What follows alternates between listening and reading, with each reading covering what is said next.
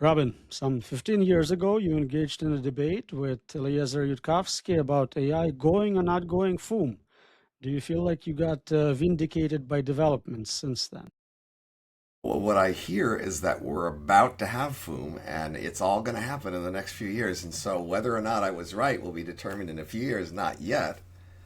From that point of view, I got to say, well, if you think it's about to happen, then we haven't seen, right? So, we did, there's a number of different things in that debate that we claimed and positions, and maybe some points were sort of incidental and some were more central. I would say that the central issue was the plausibility of a sudden small explosion that went very far. And if that was possible or plausible, then the implication was that it was plausible that this small, initially small, weak system that would suddenly become very powerful over a short time, during that change, it would change its values, it would change its priorities, and therefore, if you wanted to influence, and then once it had these later big priorities, it would just maintain those forever in the universe. And so, if you wanted to influence what the values for the universe were after that explosion, you needed to influence them what they were before that, process. And that's why it was so important to get initial alignment correct for these systems. That was the core argument I thought we were discussing. And so then the issue was, well, how plausible is it that this very small, weak system would suddenly blow up like that? So you can see this is different from the claim that eventually, say, AI would be really important, or maybe AI would dominate. This is about how fast and sudden would that process be and unexpected, so that you couldn't manage it along the way.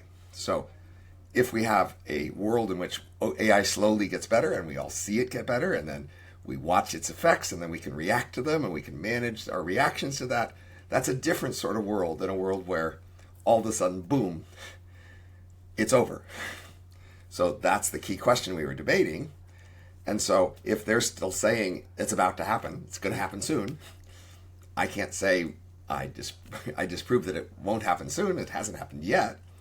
I can say, well, so far what we've seen is huge chunks of the world advancing together, large fractions of the world economy having a new burst of investment and together improving. And we are watching it gradually improve, and we are reacting to many things we see about how it changes and improves. And if that were to continue, then I would say I was vindicated, because that's what I said. I wasn't saying it wasn't going to get big or be important. I said it would be the sort of thing like, say, with the Industrial Revolution, where, first there wasn't industry, then later there was industry. But what happened is, first, Manchester, and then England, and then Northern Europe, and then the world together grew with the Industrial Revolution. And, it growth accelerated, and now we have this new world. And of course, in this new world today, subsistence farmers don't have much influence today, right? Industry dominates the world today, but it was through a process that was gradual, widespread, and continuous enough that you could watch and react to it. And we did watch and react to the Industrial Revolution. Now, that doesn't mean we controlled it. In some sense, changes like that were never under anybody's control, really. And lots of big changes in history were never under anyone's control, and probably future changes won't really be under anyone's control. But, you might hope for an AI revolution that looks something like the Industrial Revolution, where it's widespread, gradual, you can watch, you can react, and then maybe you can choose between holding back and staying with the old style, or jumping in and trying to join the new style. So, additional 15 years of data, any changes in your position whatsoever, or are you just saying we need to wait longer to resolve this? Well, so when we got into the more details, as you may know, the question is about the plausibility of the sudden boom. Yudkowsky's argument for that plausibility was based substantially on the idea of big algorithm improvements. That is, you could have an AI with an algorithm. It would also have data and, access to the world and other features and hardware, but the algorithm itself could find such a huge improvement in the algorithm that would unlock further algorithm improvements. And that's what would cause this thing that was initially small and weak to, within a weekend, take over the universe. And so we discussed the plausibility of that leverage power of an algorithm. So I at the time said, well, aside from core algorithms, successful AI systems have so far had lots of other parts that mattered, and that, an advance in an algorithm had a substantial but not overwhelming impact on the power of most AI systems up to that point. And so then I projected forward to say, well, that's what you should expect for these new AI systems. Now, what we've seen is that we have current AI systems that do have algorithms, and they are important to it, but they also have enormous amounts of data and hardware that are central to their performance, right? It's not just an algorithm that does it. They have to have lots of supporting stuff. So from that point of view, I might say, well, that's roughly what I meant. Now, I think Yudkowsky says, well, you said algorithms were important. Look how important algorithms are. And I said, well, I didn't say algorithms weren't important. I was thinking in terms of other sort of modules of a system. You could look at, we have these machine learning algorithms, and they take data and they produce systems with a relatively small code base of the algorithm itself. That's true, but I still say what we see today is you can't just have a good algorithm out there and take over. Good algorithms have to be bundled with lots of hardware and lots of data and lots of customers, and that's what the leaders have. So I would say I'm vindicated on the claim that a better algorithm isn't by itself going to make things worse, but of course that's what people are claiming now for the next few years, that soon those better algorithms are going to make it all go boom. So then we don't know, right? Absolutely. You were very early to AI research overall, and then you switched to social sciences, to economics.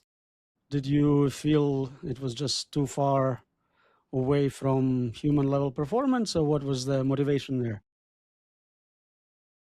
My intellectual journey, I understand in terms of opportunism.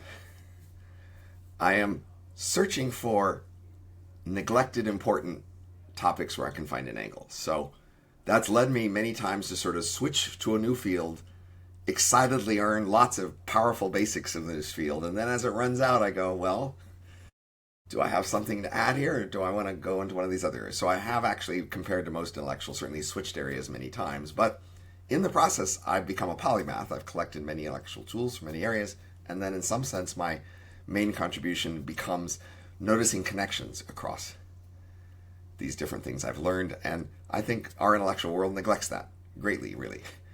And that's one of the powers that LLMs, I think, might offer in the next decades, is connecting different things that we've learned but haven't noticed connections between. That they do seem to be much better than humans at all at once mastering a set of things and then trying to integrate them. Do you think there are specific areas right now which are sort of those honeypots of amazing ideas which we're not exploring? Anything in I think particular you can point just to? widely, we just failed to find intersections between things. So this is actually been my main intellectual strategy for a while. I would say my two books and other areas are where I notice connections between areas where, especially connections that are in conflict, and then by resolving those conflicts or addressing them, I can find insight. So I actually say this is a way to be a unusually reliable, correct contrarian. That is, usually if you're going to be a contrarian, you got to accept you're probably wrong. There's a consensus view in different areas, and unless you really work hard, the consensus view is probably right, right? So it could be worth it for humanity for someone to explore a contrarian view, because it might turn out to be right, and then we got lots of us. So yeah, we should allocate people to exploring different options, but you got to accept that if you're taking on a contrarian view, that you're probably wrong. But here's the exception, which is because we have all these different areas that we study that we don't make connections between. If you just collect understanding lots of areas and then notice a conflict between two areas, A and B, in a just world, you'd point out this conflict between A and B, and they'd immediately go, oh, well, gee, we'll have to change our mind. And they would update it, and they wouldn't even give you credit. They just credit the other field for noticing that they have a conflict. But in fact, in our world today, each field will reject this other field's supposed correction to their view, and they will insist on sticking with their view. And so if you just make a better than random estimate of who's right in the conflict, then you go to the side who's wrong and say, but you're wrong about this, and you'll be the contrarian and you'll be right. So that's a way in which it shows that our world is just really neglecting this integration of different fields because we are just leaving all these opportunities out there to find and resolve conflicts. Anyway, so that's what I would say I did with AI and economics. That is, long ago, AI people saw this future of technology, but most technologists didn't think social scientists knew anything. And so when they tried to project the social implications of technology, they just kind of made stuff up because they figured that was the best anybody could do. And then the social scientists, they knew a lot of social scientists, but they didn't think that technologists knew what they were talking about in terms of these speculative technologies. They thought that was stupid.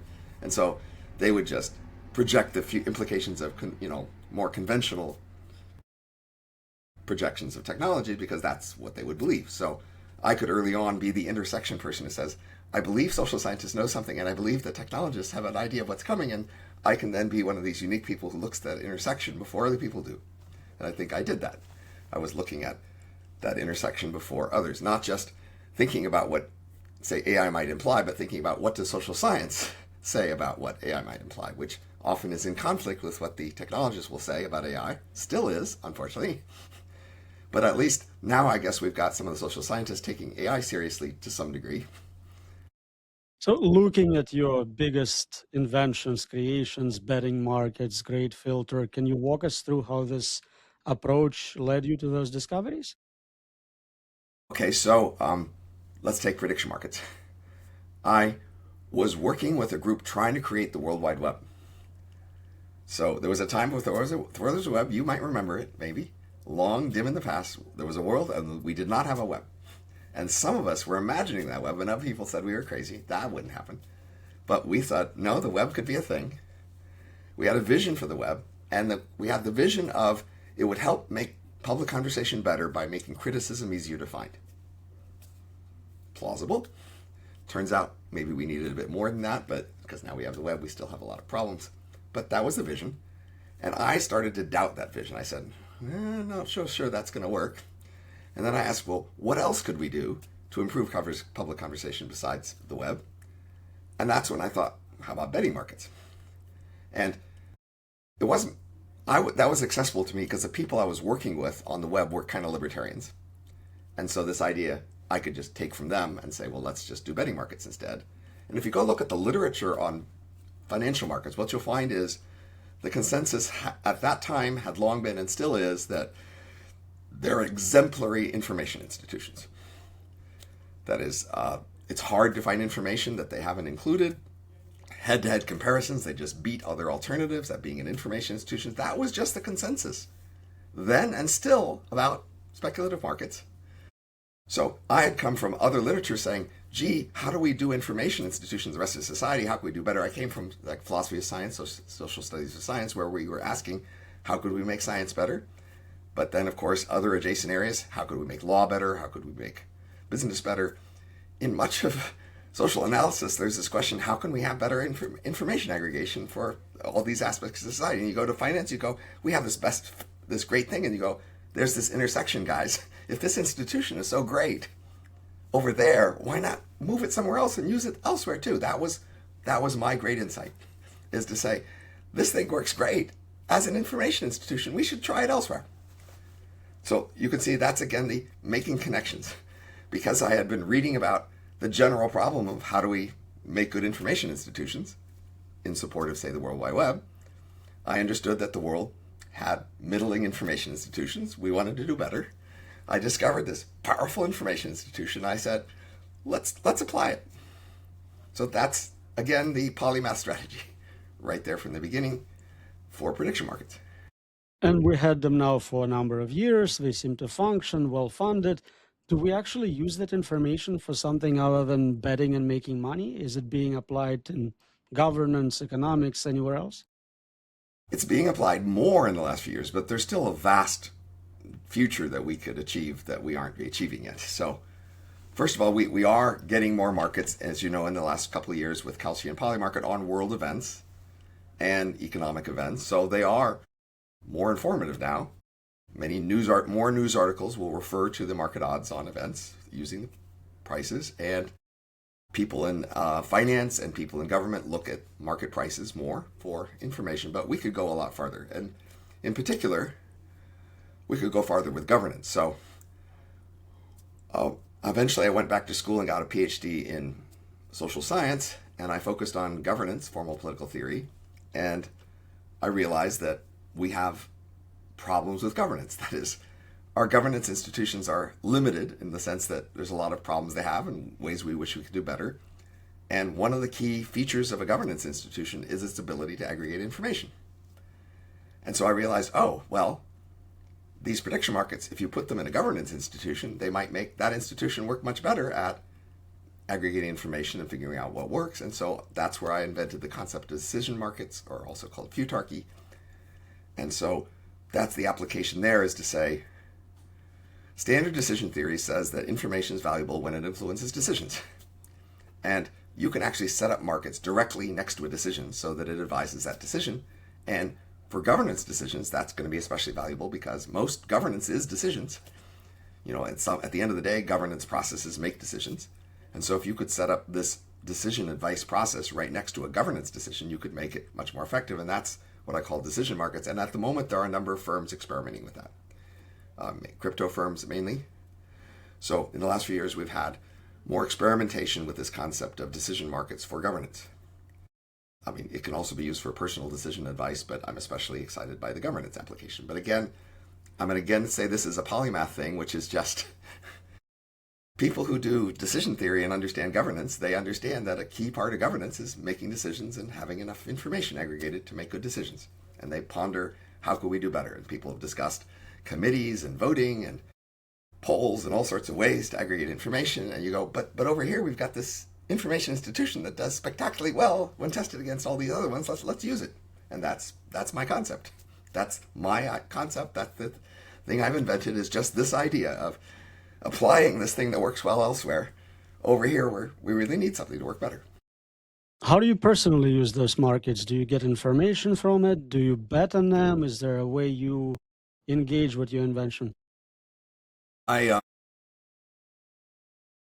read a lot and I think a lot, but the scope of the topics on which prediction markets have opinions is still very small. So I have at times, created markets, maybe on manifolds, on things I'll have an opinion, but that's a pretty small rate of things. So I got to say that the norm for these markets, there's two ways to use these markets. One is to just read the price and get informed about something, and the other is to participate either by creating a market or trading in a market that exists in order to add your information. And when the topics that I'm thinking about, there just aren't markets on those topics, then I can't get much out of the markets. I can only get them after when I look at it. But for example, my wife and I, so we met in '82. Okay, so 24 years ago. Sorry, 44 years ago. Yeah. 44 years ago is when my wife and I met. And ever since then, every year we try to watch all of the Oscar-nominated movies. But we have to start before the nominations come out. So the betting markets lately just tell us what are the likely nominees so that we can make sure to watch them before they come out. Now, that's just a practical, personal choice, but it is information. On betting in these markets, I think the key norm should be in these markets, you should not participate unless you think you're world class, because that's who you're trading against, world class people on the other side. So unless you think you're world class, stay out of it. And you have the freedom to participate. Go ahead. World class, or do you have insider information? If you have insider information, that makes you world class. On that topic, if you know stuff other people don't, you are world class. But that's the key point. That is, we'll have a selection effect where the people who think they're world class are in this market, and that's who you're trading against. So now the question is, are you as good as the people who think they're good enough to be there? And so there's an old saying in poker, you sit down at the table, look around, and find the fool. If you don't find the fool, it's you, walk away. So that's how you should think about these markets too. So that's why I'm not eagerly trading in markets just because I have an opinion on a subject. I only want to trade when I'm world class. Now, though, I do think there are topics where I'm world class, but they usually don't have markets on those topics. You think there are dangers of markets kind of incentivizing outcome and people trying to make it happen just to collect the winnings? We saw some examples, people manipulating sensors, manipulating Sure, elections. I think these are problems. There's a set of problems that all information institutions have in common. And that includes journalism and gossip and academic journals and government agencies. We have a lot of information institutions in society, and they all have a set of problems that can happen with them. And one of them is they can induce people to change the world to get better treatment by the institution, i.e., induce sabotage. Another is manipulation. They can induce people to try to distort inputs in order to distort the outputs. Third is they can try to extract, secret information that people were trying to keep secret, insider information. Another is that they can reveal information when it would be better for the world not to know things. Those are 4 different problems that information institutions can produce, and all of the information institutions can produce them. So my main policy recommendation is treat these institutions similarly in how you fix these problems. So for example, some people put a bill before Congress saying don't let government officials trade in the betting markets because they might reveal secrets that way. And I say don't let them talk to reporters either because they might reveal secrets that way, right? Just realize that all of these information institutions can have a set of problems and that treat them all similarly. Don't dump on prediction markets because they're the new upstart trying to, undermine the previous established leader. If they're going to let them undermine the prior leaders, if that's what they're able to do. Do you think there is a theoretical connection between predicting outcome of a market and LLMs predicting the next token? They're both predictions, yes. But more fundamentally, can you reduce one to the other? Can you use one with automation to improve an overall paradigm? So you understand LLMs and many AI things better than I, so I want to defer to you. But I'll say a focus on prediction markets is to say, let's make really clear contributions to a forecast and make really clear that they have good incentives in that. And the more that we can just make sure, look, right now, there's a market price and you have the ability to maybe change that price. And you ask yourself, should I do that? And how should I do that? And we just want to make sure you have a really nice, clear, strong incentive. We don't know if you know anything or how to figure that out. That's all up to you. That's complicated. But we just know that the way we set this market up, we gave you a nice, really clear, strong incentive. If you can improve on the price, then you should do it and you will get paid for it on average.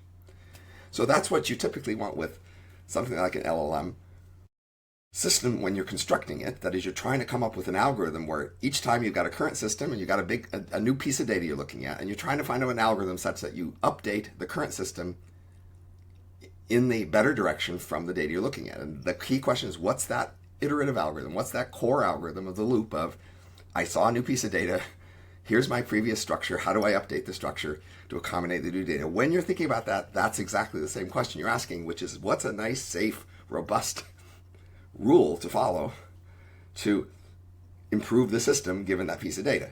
And that's pretty analogous to what's a good incentive to hand somebody a prediction market to, like, make the market price better if you might know something to make it better. So I think that's a kind of close analogy. But what do you think?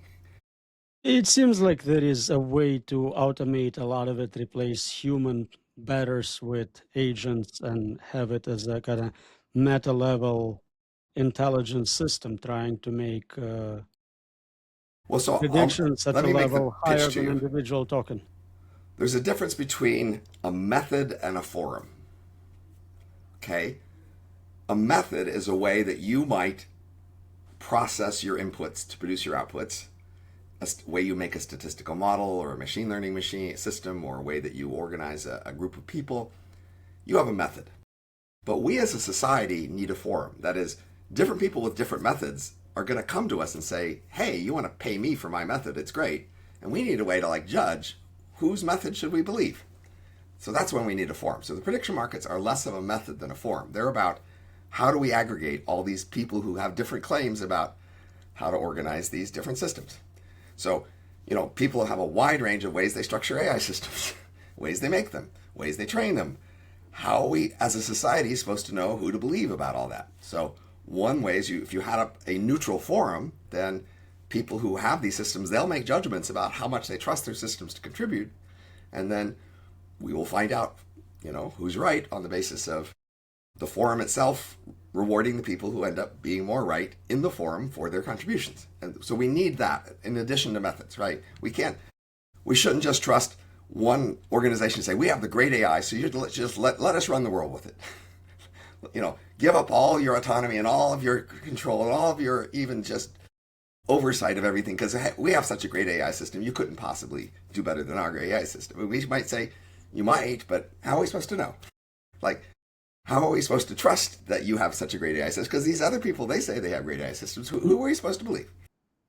So I started the Roman Forum. I bring people with great ideas about AI, and people vote with views to decide who has it right.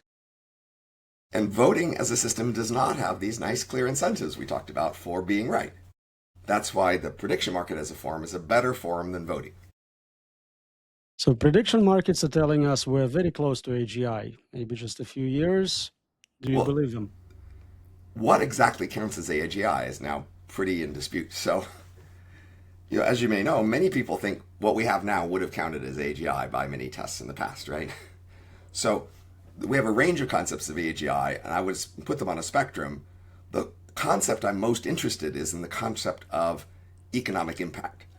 That is, for a long time, as an economist, I've said, well, the kind of AI ability that we really care about is the kind that can displace human workers and do important things in the economy. That's what the kind of AGI concept we cared about. But of course, there's this Turing test concept of AGI, i.e., can you put a system in front of somebody and can they tell the difference between that and a person? Or are they just impressed with it using the same ranking they would give for a person? And by that standard, we're pretty damn close to AGI. That is, there's quite a range of capacities on which they're just better than humans, flat out. And so, not just a couple, but a pretty wide range, pretty impressively wide range of tasks, or sort of, that you could have an interaction with them and that they would just beat out humans. And so we're there by that criteria. But there's this other criteria of, will they replace human? As you may know, the surveys are just really far apart on those. If you ask people, when will most people lose their job to AI, as of a few years ago, they were talking many, many decades in the future. Whereas if you talk about when will they pass, certain kinds of tests, MCAT, etc., then, they have passed those tests and they are better in many tests. So if it's just economic impact, I think huge portion of our economy today is AI-based. AI companies selling hardware for AI companies. Is that kind of what you have in mind, or does it have to explicitly come from job automation?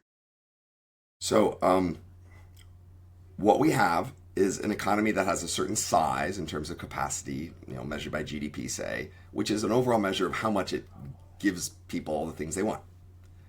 And that economy over time grows. It gets, grows faster, and it grows mainly through innovation, through people discovering better ways of doing everything.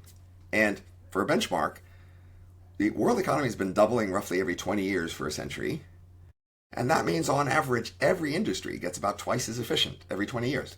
That's the reference point of what we need to compare with. That's status quo for a long time. And now we want to ask, well, that only happens because of innovations. And some of those innovations in the last half century have been in computers. Not just computer hardware, but also computer software. And that's been part of this process. So in previous decades, it was other kinds of innovation that was driving the process more strongly. But computers have been getting more powerful and more valuable. And so a larger percent of innovation has been transmitted through this channel of better hardware and software. And that's been true for a while. So now, every generation of new innovation, there's going to be some new technology that people are throwing themselves at and trying to, make it work. And then the question is, what fraction of all those attempts actually get traction and actually lower the cost of doing particular things? So what we say is that at the moment, there's this burst of AI investment and activity, which represents a large fraction of investment in new trials of ways to do things. But that's still a small fraction of the world economy. But it's still, it's important.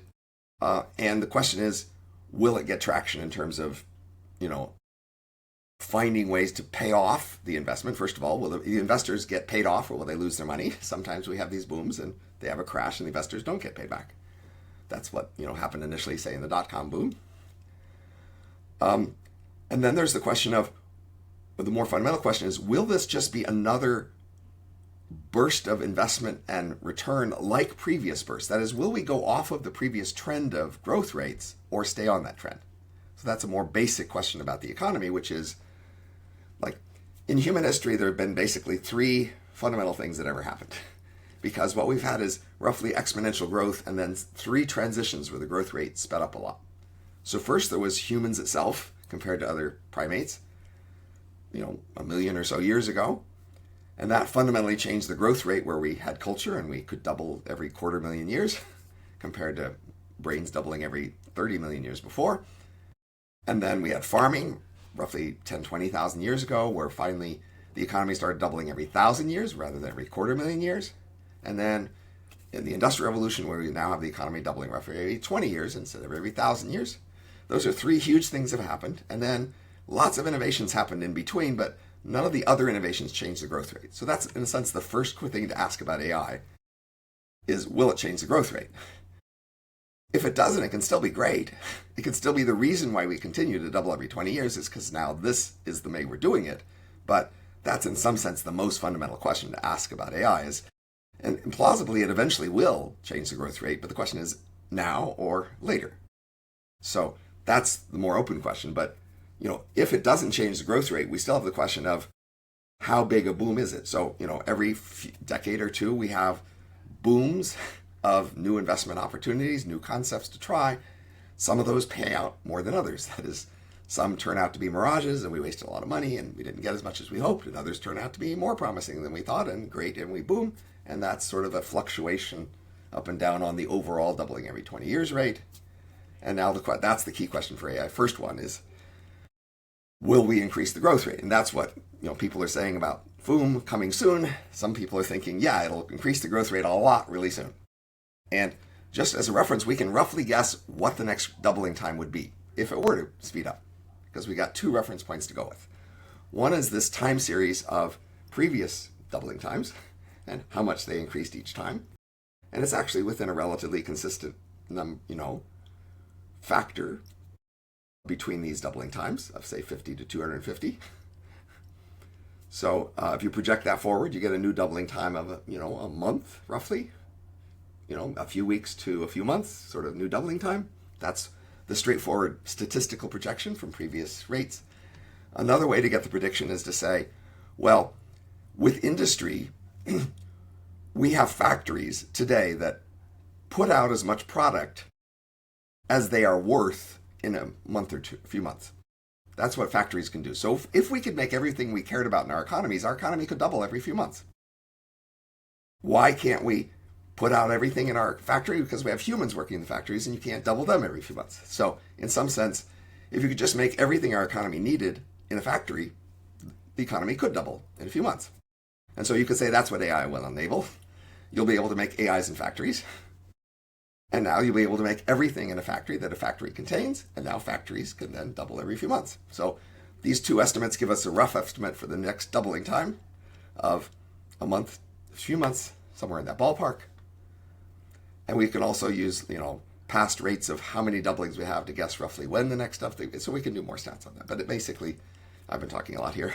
But basically, that's the first question is, will that happen? And this is where we give a rough guess. And we can also say each transition to a new doubling time typically took less than one previous doubling.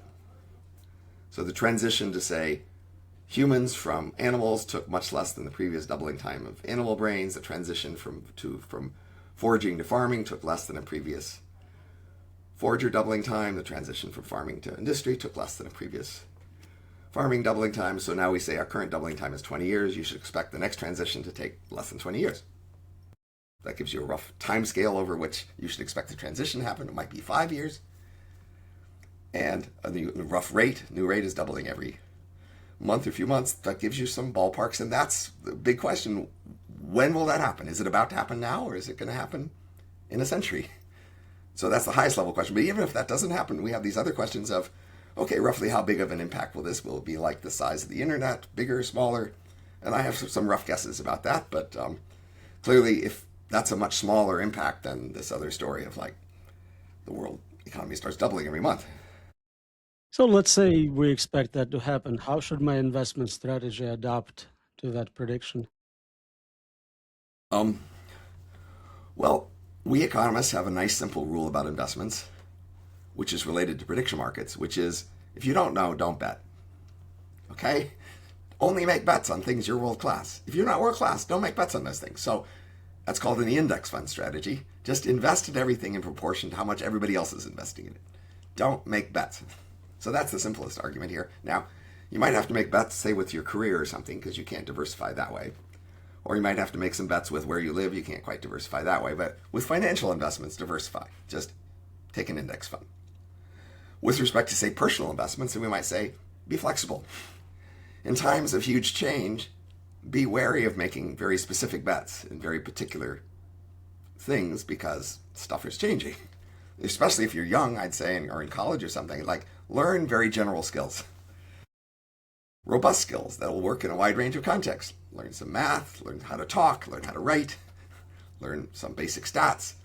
Like just learn general robust skills because that's the most likely to be valuable in an unpredictable, changed world. If a general prediction is that we're going towards human equivalence, we can argue about how many years it's going to take, but maybe we have AGI, maybe we'll get it soon. Why would a young person today acquiring those basic skills be competitive in that market?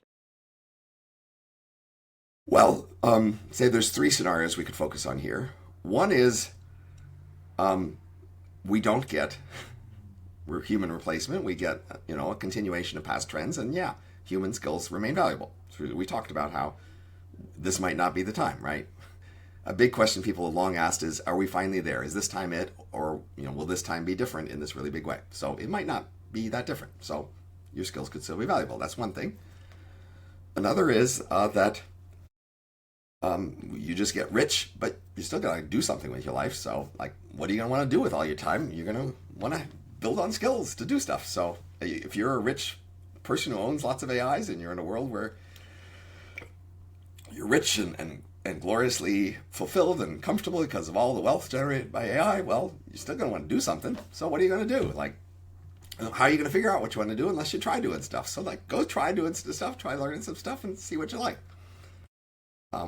Now, I can't help to mention, like, the most consistent concern anybody's expressed for centuries about this scenario is what happens if people lose their jobs and they can't afford to have a replacement income. So I think we should set up insurance to deal with that. And we should do that as soon as possible. So, in fact, it's better to do that well in advance of the actual problem showing up because then you can buy insurance cheap well in advance. And so, yes, we should set up what I've called robots took your job insurance and just make sure to arrange that. And largely private insurance, I would recommend, even if government can support it, because that's the biggest risk people have robustly identified for a long time. It is actually a realistic risk. It is a risk we could do something about. We know what to do about it, so let's just do it. Existing system has taxation of super profits and corporations and unemployment paychecks. Is this Not good not enough. sufficient? Not good enough. So, what many people hope is that if all of a sudden AI takes away lots of jobs, government will step in and give them a paycheck to compensate. However, the new AI economy does not have to be equally spread across existing governments. There's no axiom that says AI has to spread itself around just to make sure governments can tax it and help out poor humans who suffer. That's just not a thing. So, in fact, most plausibly, the new AI economy will be quite concentrated somewhere on the earth. And whatever government encompasses that, well, it could tax it, but all the rest of the governments, they're out of luck. So then you don't want to be relying on your government to be able to tax the AI, which probably won't be in the scope of your government.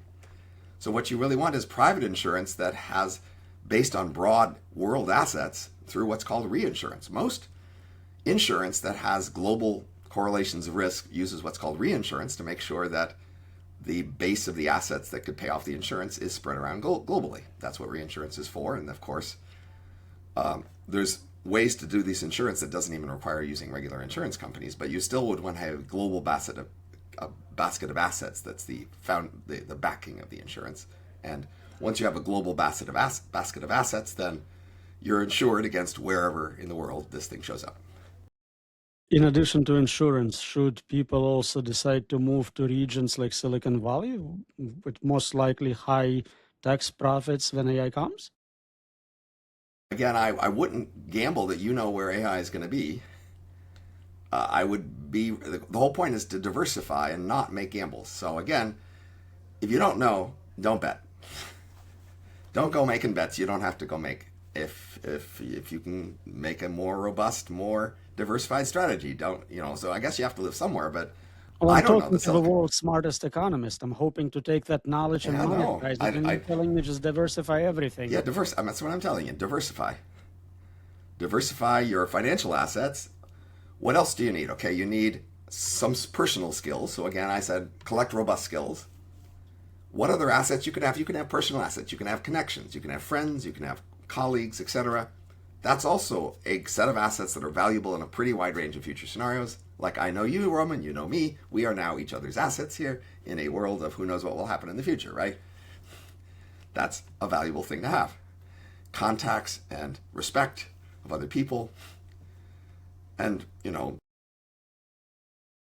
flexibility basically. So like the more you get stuck in expecting the world to be a certain way and then it isn't, you're going to be unhappy. So when the world's changing a lot, be flexible. Don't be so sure you know what's going to happen. Don't be so counting on it. Don't tie yourself to like I got to live in this place and whatever. Just know stuff could change and be ready. Can you do better by copying those with insider information? Should you copy investments of Sam Altman, Dario? Is that a way to beat the market?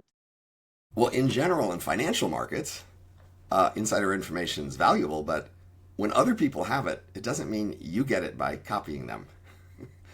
Because other people are trying to copy them too. So the question is, how early in the queue are you getting to copy them compared to other people? So if you're just at an average point in the queue, you're not going to help. It's not going to help you. So this is, again, the wisdom of financial markets. Don't make bets you don't need to make. Especially don't make bets when you're not world class, when you don't know as well as the best in the world know. Sure, if you have inside information, then you are world class on something and go ahead and use it. But most people who think they are in that situation aren't. You repeated that advice 3 times now. I'm going Yeah, to I hope we're clear on that. How do you feel about AI winters? We had a few of them before. Do you anticipate another one happening, or it's less likely at this point? Here's my median prediction. Now, median prediction means it could have really wide bars around this, but this is the middle of my distribution, okay? My median prediction is that in the next decade or so, the software industry worldwide triples in total revenue. 20% of that goes to AI. And that's half of AI revenue is the software. So I see we've gotten substantial traction in software. It's actually substantially helpful there. It's also helpful in math, which is adjacent, but math is a tiny industry compared to software. And that's basically where there's going to be this big boom.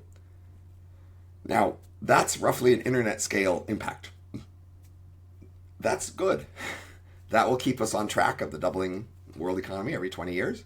But that's not a world economy doubles every month sort of scenario. There's a chance of that, but it's not the median scenario. Median scenario is software industry triples.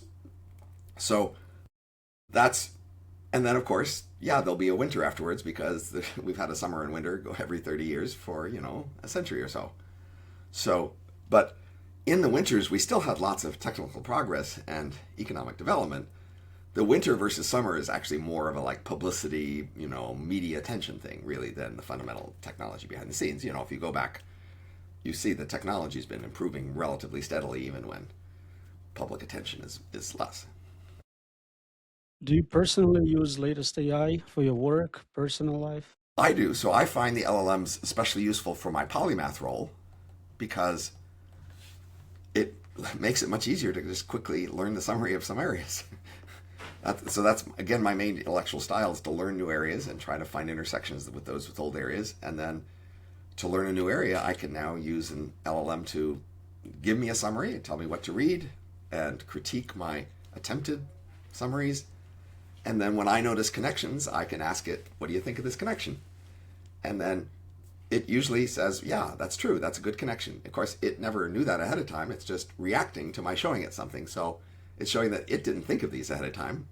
LLMs are not doing this loop of thinking of all the things they know and trying to find conflicts and updating it. They're just leaving that to people like me to notice conflicts and then ask it, well, do you see a conflict there? So it sounds like you have a primary and you're using it as a tool. Have you tried inversing that relationship and asking it to do a Robin thing and connect unconnected fields and map When I've tried, that terminology hasn't and worked very well, basically, but I'll keep trying it periodically. So because they make it better.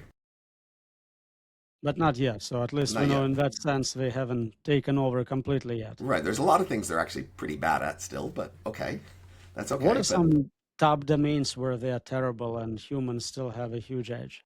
well, there's a funny video. I think Steven Pinker linked to it that I saw. Where basically somebody has three cell phones with three different AIs, and he tells the three AIs on the cell phone, "Okay, I want you guys to count to 100. That's it. Count to 100 together." And they just can't do it. They cannot manage this task. Which Have to is see kind that of video. hilarious. Kind Sounds- of hilarious. But like, there are many. As you know, abilities are jagged.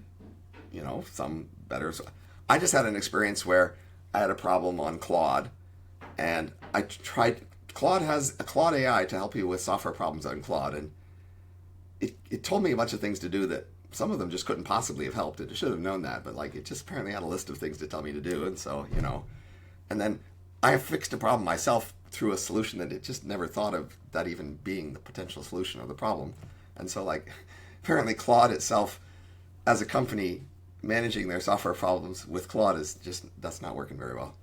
It's like calling human tech support. You know they're gonna ask you to restart it. Like that's the Right. best they got. Well, that at least sometimes works. I was basically saying, look, all my chats are gone. And it said, well, try incognito mode. And I said, incognito mode, it doesn't show you any chats in that mode. So if I try that, how am I supposed to see where my chats went?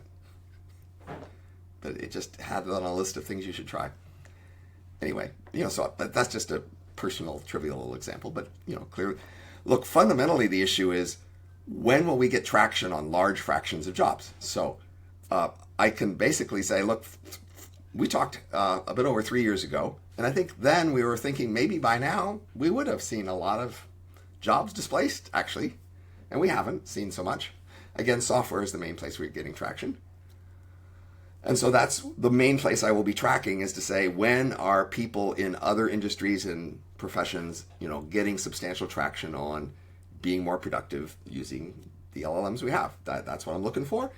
And when that happens, that'll be great. But that's what I'm watching for. And I got to say, we're not seeing that much of it so far, except in software. And So I in see a other lot areas. of capabilities already available, but they're not deployed. So if I need logo Yeah, designed, I can certainly use AI, but we still have human designers designing logos, web design, all sorts of things where we right. don't really need that human there. So what's happening? Why is the economy not going, hey, $20 a month beats a human?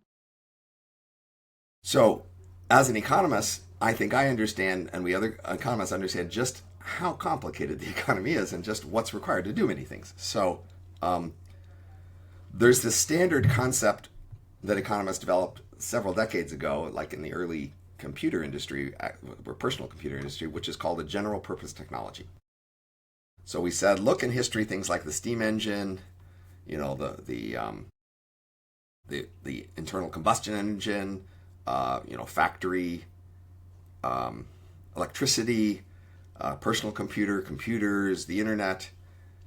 A lot of these technologies are what we call general purpose technologies. They're a technology that just has widespread application and that eventually can have a pretty big impact on the economy. And when we look at the history of the deployment of general purpose technologies, what we've seen is that they typically appear decades before they start to have big impact.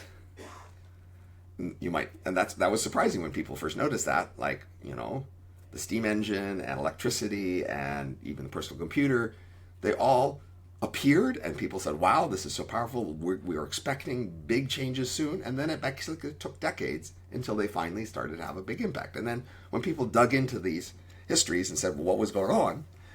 The standard story, which makes sense, is the following. If you say have water wheels run factories, and then you finally have electricity to run factories, if you just plug the electricity in for the water wheel, you don't actually get that many gains. Where you get the gains is restructuring the whole factory so that instead of having one big pipe that every band goes off of to run everything, you each have a little motor for every little thing, and now you can do things much better in a factory. So what electricity allowed was each little part of the factory have its own little motor, its own little thing converting electricity into mechanical motion, And then they could orient it differently and have it different speeds and different power, all sorts of things. Whereas with the water wheel base factor, basically there was just one big thing going around. You had to make gears to make it go faster or slower, etc. And it was just much harder to do. So the general observation is that when you have a new technology, the big gains come from restructuring other things to accommodate this new thing. And that's plausibly what it'll take for AI too. That is, if you just do things the old way and try to swap an AI in, the gains there are much less than if you realize how you could rearrange everything now that you have this new technology to allow you to rearrange things. And then you get much bigger gains when you can rearrange everything. And that's been the story all along. And so that seems like a plausible story now. So we talked about all the benefits, economic benefit of AI. I have some interest in the other side of this equations. Sure. You invented the concept of great filter. Do you think there is a possibility that AI is the great filter? So the great filter is whatever makes big alien civilizations not show up in the sky. That is, we see lots of planets out there far, far away, and each one of them could have originated life and then originated civilization, which then grew and made a big visible mark in the universe. And then Fermi's question was, where is everybody? Why don't we see these big marks? And I turned that into the great filter, i.e., what stopped them along the path of starting from simple dead matter to try to become this big visible thing we could see. Now, AI, in certain sense, is a transition of infrastructure, or even what's the word for, like, what you're embodied in, sort of the physical embodiment of a civilization. But if the chances of various bad things going wrong in terms of the civilization stopping aren't too different for AI, then AI is somewhat irrelevant to this long-term process of it becoming big and visible. So you have to postulate, in order for AI to be part of the great filter, you have to postulate not only is there this transition point in a civilization where it might switch from bio-squishy creatures like us to more artificially constructed bodies and things, but that would correlate with some end to the civilization where somehow it just stops growing and stops then becoming visible. So that's the correlation I don't quite see. There might be one, but I don't obviously see it. That is, it was Capture Grace, actually, who long ago pointed this out to me and other people. She's the first person I know of who wrote about it, who said, look, unless AI changes the chance of various kinds of destruction, then an AI civilization is just as likely to become big and visible as a non-AI civilization, so it doesn't explain the great filter.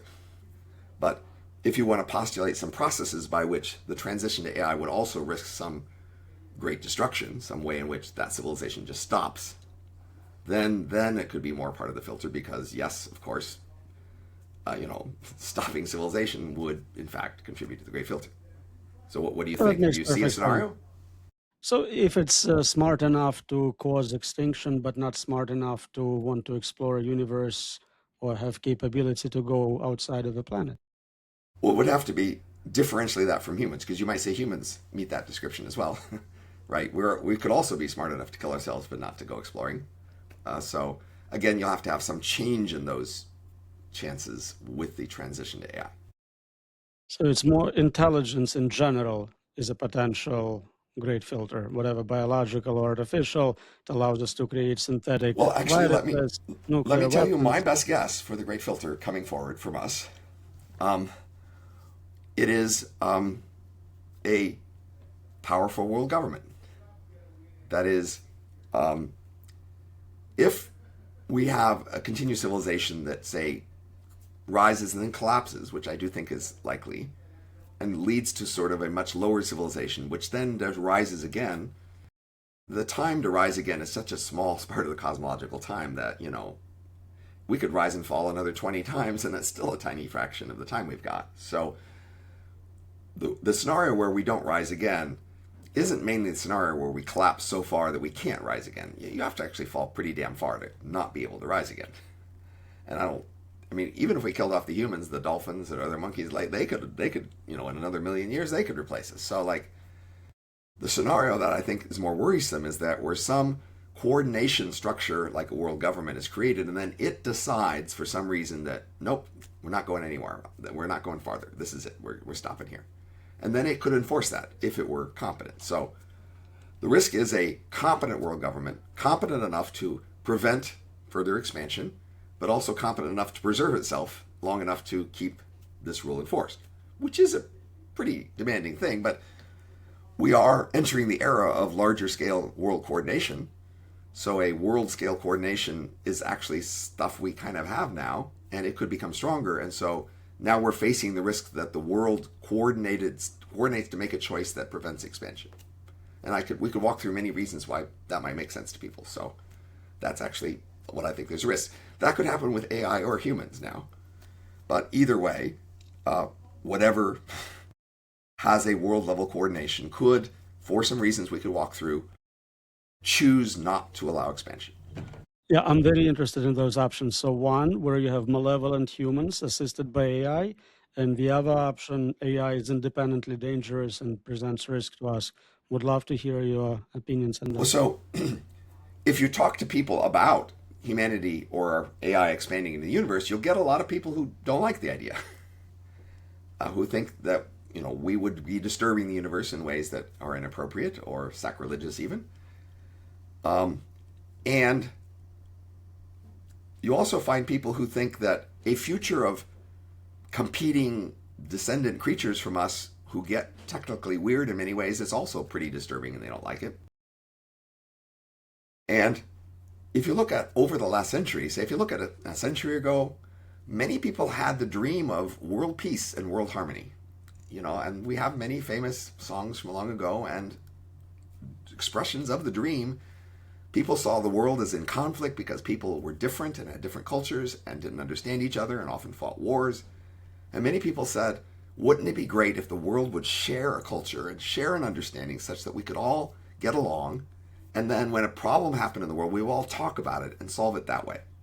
That's long been a dream, and we are actually pretty close to achieving that dream now. That is, we have in fact achieved a pretty widely shared world monoculture that is in fact in many ways resolving problems by talking about it instead of fighting wars. And people love this about our world. They like the fact that we are not fighting so many wars and that we are coming to agreement. So if you look at, say, COVID showed up, the usual experts said one thing, the world elites got together, discussed what to do, and then the whole world did it the same, except for a few deviants who got, slapped down for it.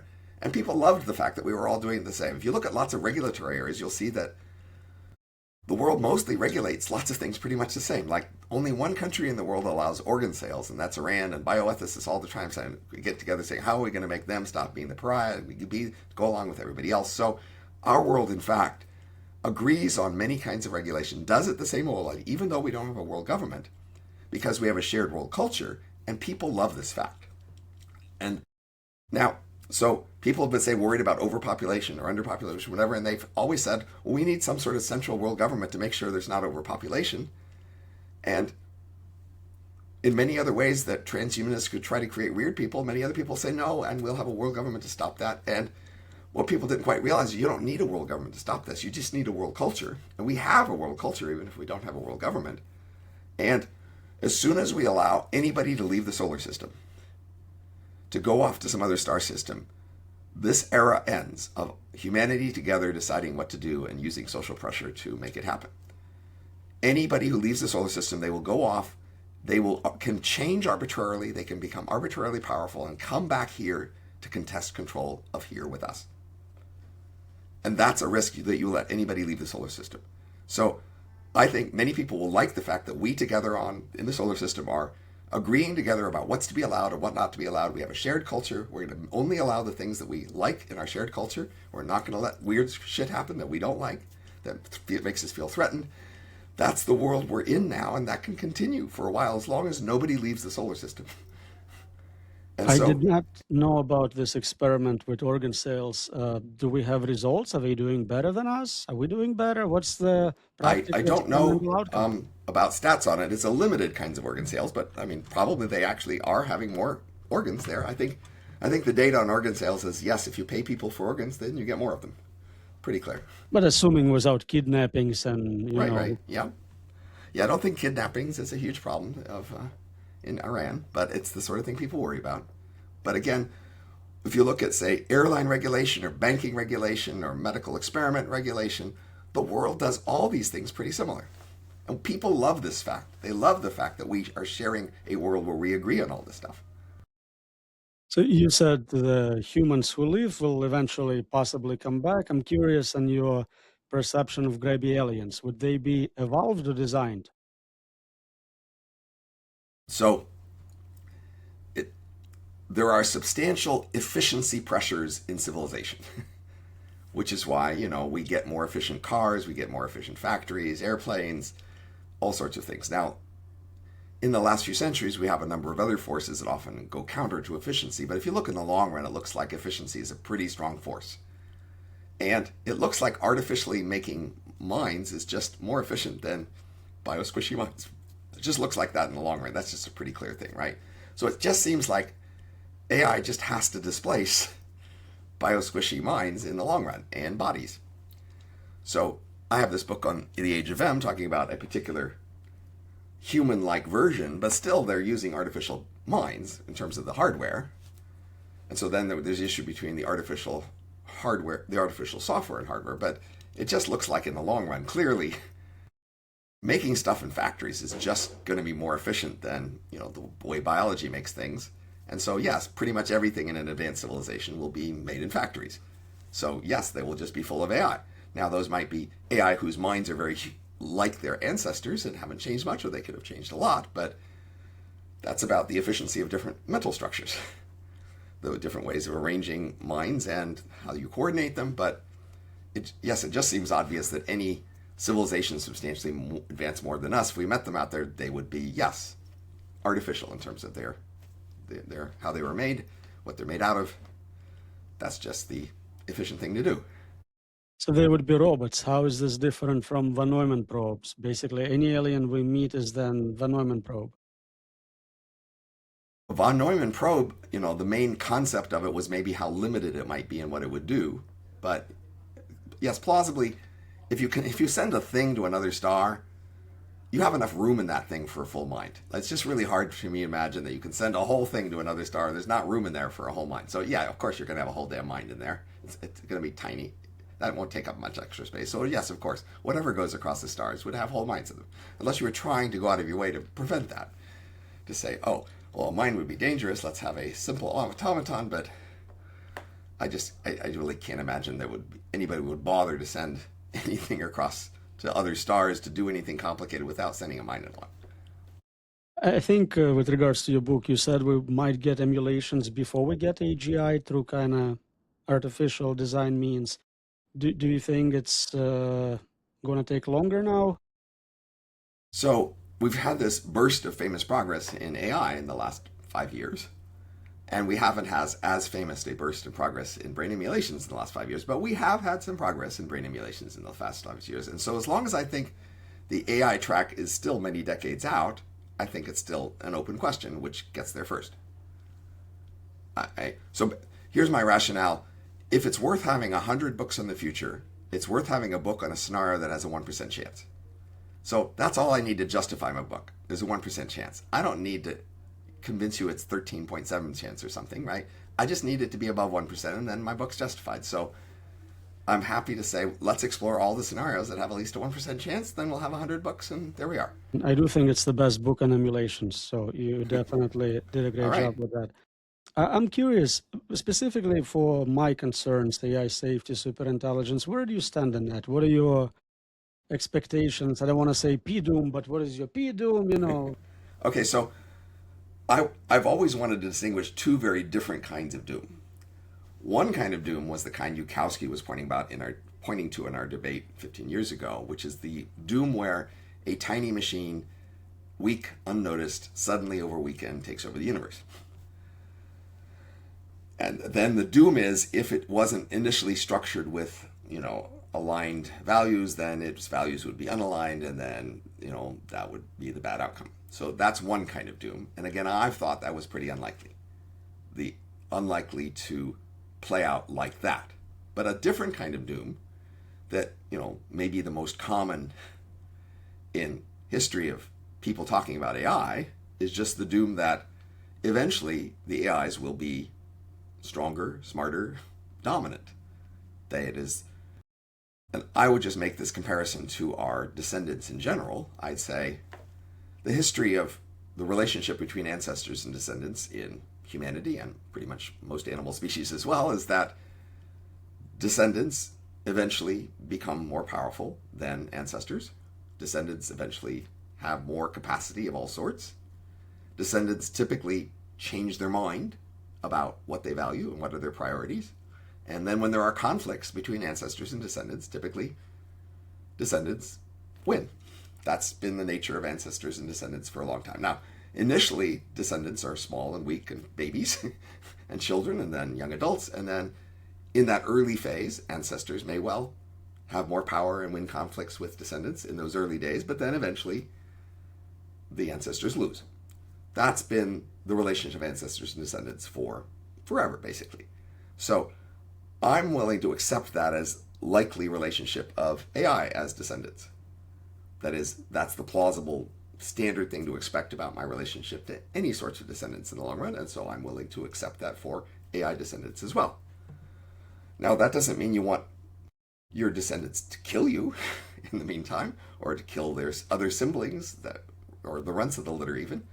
So you want to train your children to, as best you can, to embody your values and to be nice to each other and to be nice to you and to, treat society with respect in various ways, but you still expect that eventually they are powerful enough that they make their own choices and they win conflicts.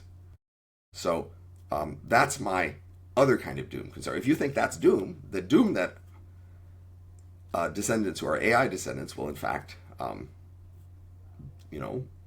have the same relationship to us as other descendants would, that you expected other descendants to, then I got to say, yeah, the chance of doom is really high, if that's what you mean by doom, because that's what I just would think the usual scenario is. Now, I guess some people balk at me using this word descendant. So let me just take a minute to be clear about that. Humanity has pioneered cultural evolution, which is a new kind of Darwinian evolution that other animals really didn't use much.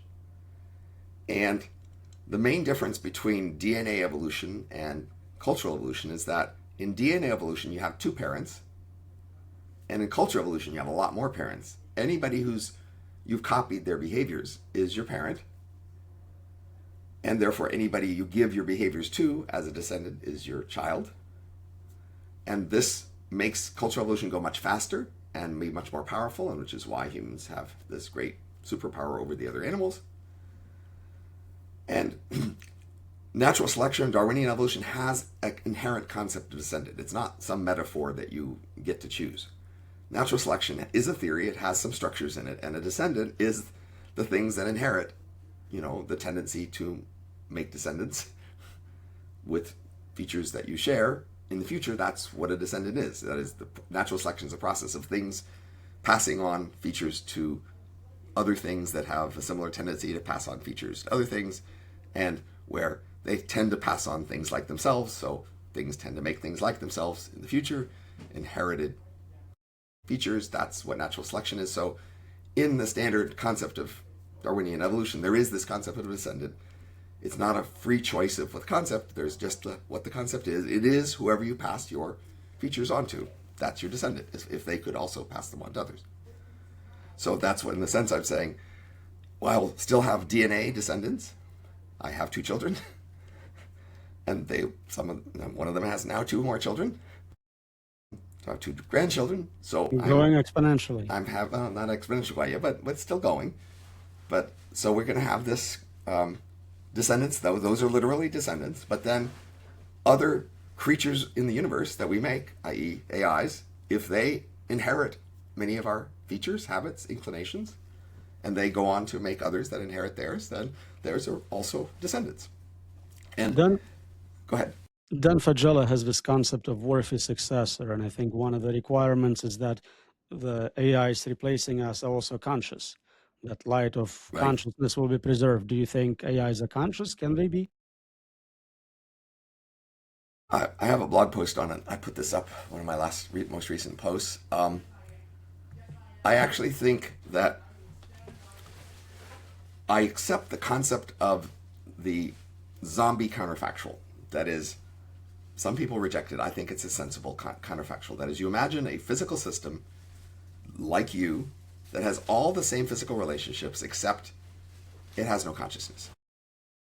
And now, then the question of consciousness is which physical things in the universe have this extra feature of they also feel what they seem to feel. So I'd say if we accept that physics doesn't need any obvious extensions, we'll accept that the structure of your brain tells you what you would feel if you were to feel, but it doesn't tell you if you feel that thing.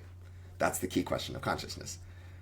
But there isn't a question about what you would feel if you felt, because your brain is this highly intricate structure which has been calculating your feelings and remembering them in great detail. So it's just, do you actually feel that thing? Now, I'd say once you accept this counterfactual, there is no data we're ever going to get that actually lets us, in a Bayesian sense, update to know which thing is in the universe are conscious or not.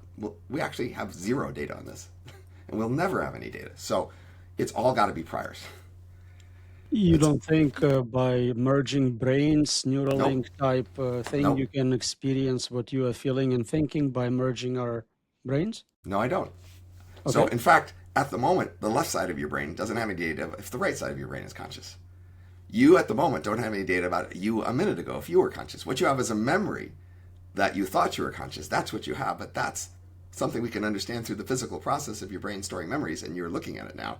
But it doesn't tell you, were you actually conscious a minute ago? It just tells you, you thought you were. There are thousands of papers published on the hard problem of consciousness. Yes. Every big AI lab has a team now studying it. Is it a complete waste of time, in your opinion? So I said, we have no data. All we can do is look at priors, but we can talk about priors. So the way I'd frame it is, if we ask about understanding various things, we have this reduction concept that we actually think, say, chemistry can be understood entirely in terms of physics, biology in terms of chemistry, psychology in terms of biology.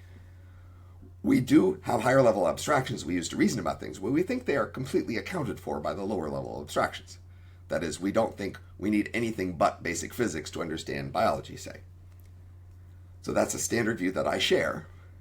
So I say, if we ask what are the fundamental things in the universe we understand, well, there's basically our theories of physics and two other things.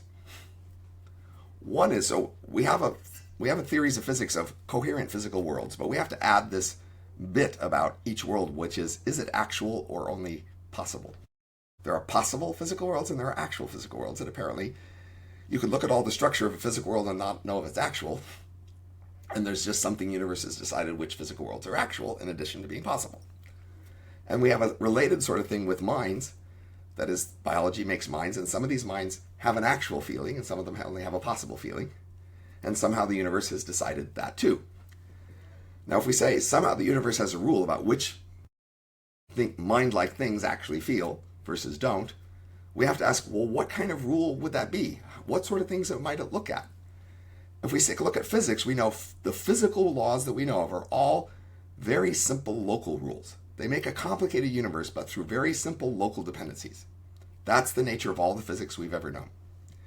And now people who try to talk about whether things are actual or possible, they actually have what they call boundary conditions to try to analyze which coherent worlds could make sense. And even at the boundary, they have pretty simple boundary conditions. And so now I ask, my prior is, whatever this rule the universe has to decide which things are conscious, it's got to be really simple and local.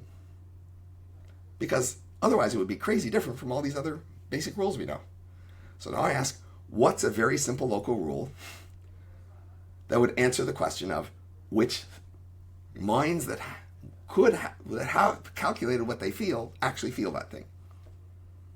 And the simple answer is all of them. That's nice and very simple and local. All the minds that have calculated what they feel actually feel it. So then we don't have a problem. AIs can be conscious. Yes, by that claim, AIs would be conscious, but it's only a prior, and you have to admit you're not so sure. But That's reasonable. but that's the best I can do with the prior analysis, is to say, if you go by analogy with all the other sort of simple rules the universe has, it's got to be very simple and local, and that's the simple localist that can. Other people have said things like, well, it depends on whether the brain is made out of carbon or silicon. And I go, that's a crazy complicated rule for the universe to use, right? Or do the cells have microtubules? I go, what? How's the universe looking at complicated microtubules and their arrangement and deciding that that's the conscious? I think that's a crazy complicated rule. How does the universe ever have a rule that complicated when everything else is so simple? Is consciousness binary or is it a spectrum? Well, again, I have this key axiom: brains figure out what they feel. And the only question that's left is, does it really feel that? So there's no other questions left. But yes, of course, different brains calculate different feelings. So the range of possible feelings that a brain can have is huge because all these different brains can come up with different feelings they have. But again, the brain figures out what it would feel. And of course, even if it doesn't feel, it thinks it feels, right? That's the whole point of a zombie. The zombie remembers feeling and talks to you as if it felt it. It doesn't, in some Bayesian sense, know that it doesn't feel. It doesn't have any data on that. And that's the fact about brains. So there is no question about what the brains feel. It's only a question of if. So there is a big difference, for me at least, between knowing I feel pain or should feel pain and actually feeling pain. Anesthesia really takes off that primary desire to escape the surgery. Uh, does that imply that philosophical zombies would not be able to pass a test because they don't actually get the same sense of urgency? So philosophers go through some conniptions here. So let's just be really careful. You have a brain, and in your brain, there are signals sent between cells, and then we can understand what your brain knows by this process of brain sending signals to other brain cells, right? And we can account for almost everything you know as a brain in terms of signals come from ears and from your eyes and ears and your priors and then your reasoning and then calculating things, right? So that's all completely understood in terms of the basic physical process of some physical systems, interacting with others and causing a correlation in their state, and then you're using inference of one state to infer the other state. So we actually understand the way your brain knows things about the physical world in great detail, and we can fit it very well with, say, Bayesian analysis of what it is to infer things. Now, when you say, I feel, what your brain's doing is it's getting some signals from other brain cells and it's calculating the I feel thing.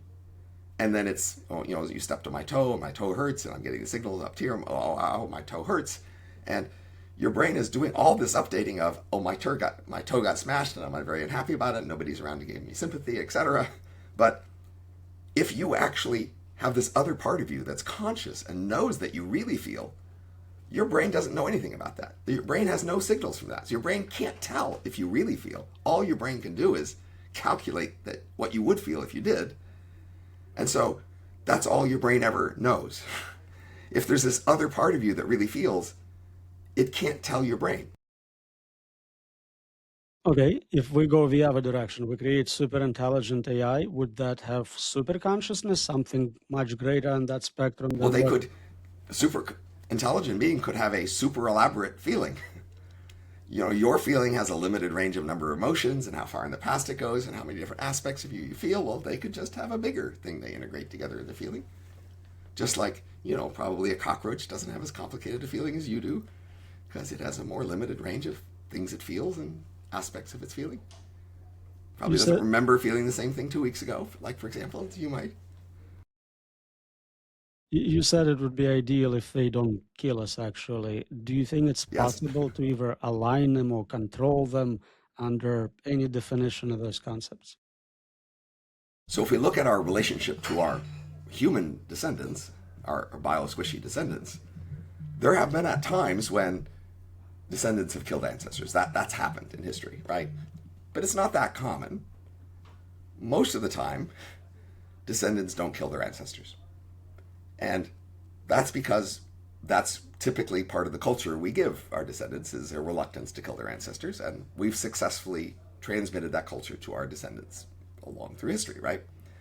I think it's similarly plausible we could transmit a culture to the AI that makes them similarly reluctant to kill their ancestors. That doesn't mean it wouldn't happen. It just means it would be similarly unlikely.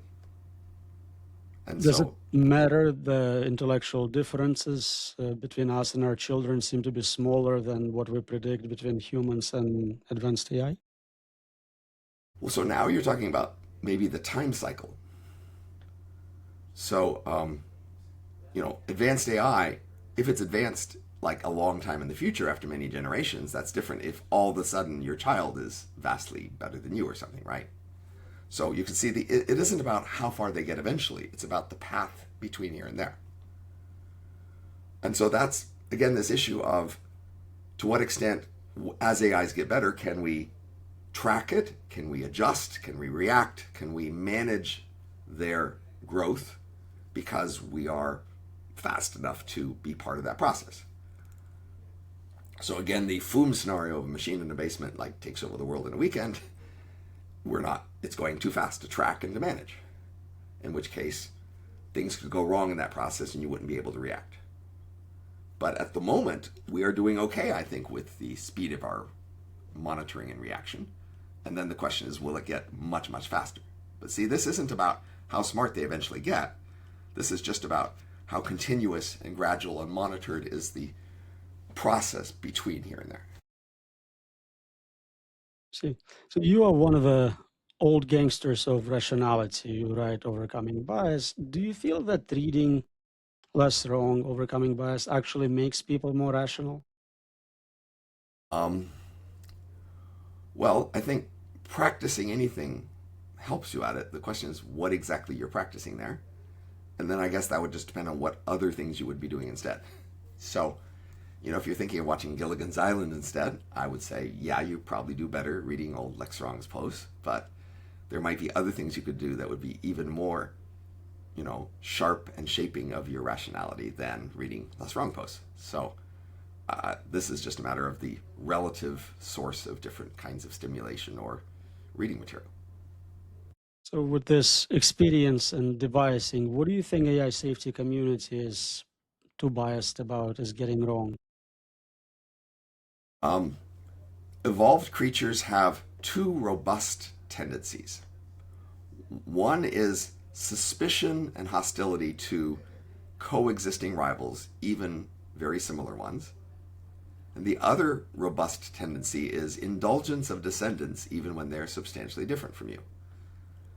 Both of these are part of our repertoire of relationships that we can have with other things in the universe. The AI safety community framed AI as this coexisting rival and then applied the usual suspicion of differences. But in fact, they don't exist yet, and they won't for a while, and so they are, in fact, descendants now. And therefore, I think the other attitude is more important, to be indulgent of them, even they are substantially different. And so that's, I think, the biggest mistake, is to frame them as coexisting rivals instead of as descendants. How would you evaluate predictions made by early AI safety researchers versus what actually happened? Well, most of the concerns have yet to be realized. So again, if you say stuff that's happened so far, they haven't really realized the concerns, but of course they would say, well, what we've seen so far is just an indication of the bigger problems we're going to have soon or later, and then you can't plausibly complain that they haven't seen those big things yet. So I would say, in that sense, we're still in the early days. There's different scenarios that people are concerned about in the future. The question is which scenarios will actually turn out to be the more important ones. And if you say none of them, we're still too early to see any of them, then you can't really, take much credit either way at the moment. What would be acceptable evidence to you to say, oh yeah, they got it right? Well, certainly if the machine in the basement takes over the universe in a weekend, we'll say that. I guess they're often worried about just very alien type creatures who pretend to be like us, but are just crazy, very, very different. And then so alien that they share little sympathy or empathy with us, or little of our norms or values. That's the fearful scenario that AI safety people have focused on. And so the key question will then be, like, just how weird will the dominant AI values be? Like, there will just certainly be a range, and you'll have some creatures made on purpose to be as alien as possible. But the question is, will the typical AI, is the one who are there to resist the others, how weird will they be compared to our values? So I would say, actually, compared to most of our fears 2 decades ago, the AIs we have today are remarkably human-like. They are. I mean, if you could probably remember 2 decades ago, people imagine what AI would be, and you look at these AIs and go, they're just so much more like us than we had any right to expect AIs would be. Now, that doesn't mean they won't end up still being really weird and strange, but I gotta say, so far, the idea that AI would be a lot like us is holding up pretty well in the current generation. History of humanity is very slow to develop. Little is happening for millennia.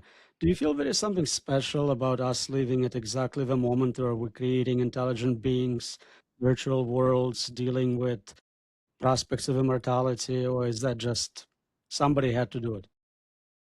So we talked before about rates of change. And so the biggest thing we've noticed is that rates of change have been accelerating over the, eons. And it's plausible to expect that to continue. So if we looked at, say, when farming first showed up, people would say, wow, if they had known the history, which they didn't, they could say, look how fast change is happening now compared to change over the last million years. And in fact, in the early farming era, change was faster than it had ever been up until that point. But then, of course, if you go to industry, you say, well, wow, now in the year 1800, look how much faster change is now than it's ever been. And of course, they were right. In 1800, change was so much faster than it had ever been. And here we are today. We might say, wow, it looks like change right now is so much faster than it's ever been. But that doesn't mean that same thing won't be true a little later. So when you have this accelerating point, the question is, what moment in time is special along this accelerating curve? Do we switch from inventions like wheel to meta inventions like intelligence itself? Is that the differentiating factor? I don't think so, no. If you look at sort of the scale and grandeur of the inventions, they're pretty big all the way along.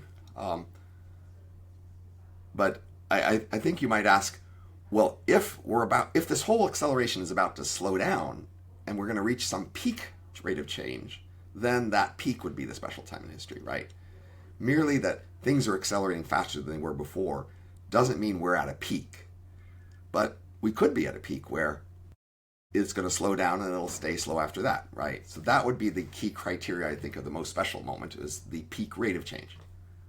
But it could be that the AI, when they show up, they have a whole era of AI change, and that era is so much faster than our current change that they will see, us as in the slow era compared to their much faster changing era.